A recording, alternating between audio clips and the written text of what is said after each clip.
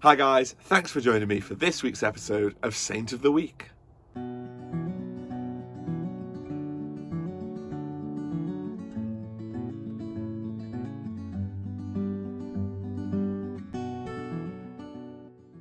So this week's episode is all about a really famous and important saint of the church. His name is Saint John of the Cross, and here's 5 things about his life.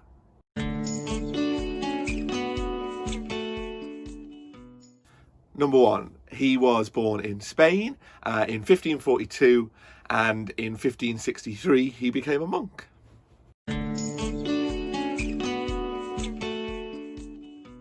Number 2, St. John of the Cross is remembered as a doctor of the church. Now that's a title that's not given to many people. There's less than 40 doctors of the church.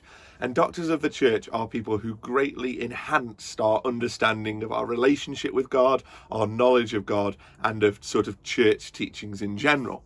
He's also known as a mystic, and he had many visions and experiences of being in the presence of God that greatly enhanced our understanding of what that is like.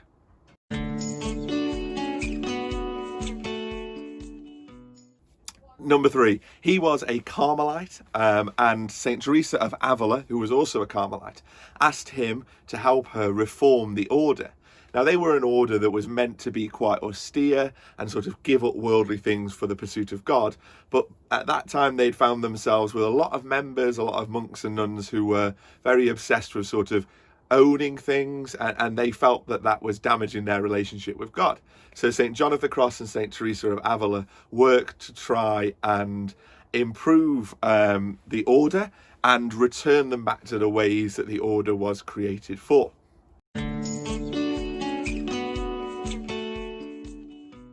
Number 4, this didn't go down overly well. Although he was eventually successful, and when he died he was greatly revered by the community, a lot of the Carmelites at the time rejected him. They felt that he was being a bit too harsh and that his ways weren't the correct ways. And at one point they even imprisoned him.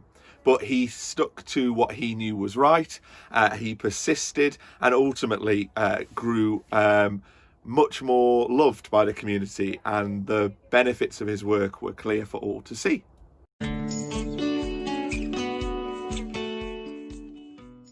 Number 5, he was a really gifted author. There are a lot of his books and essays that have huge importance to what we know about our faith.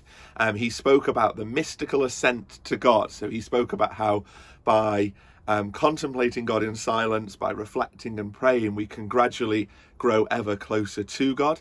He wrote something called The Dark Night of the Soul, which is a really famous text. And one of my favourite quotes of his, and one that I think we should perhaps reflect on this week, is this: "When there is no love, pour love in, and you will draw out love."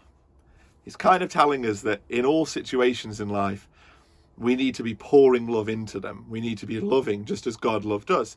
And that when we do that, the only response and the only thing we can ever get back is love.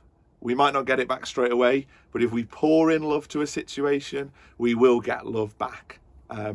So this week, reflect a little bit on that. How do you love other people? How do other people love you? And where do you recognize that love most clearly in your life? So thanks for watching. I hope you have a great week, and I'll see you again soon. Goodbye.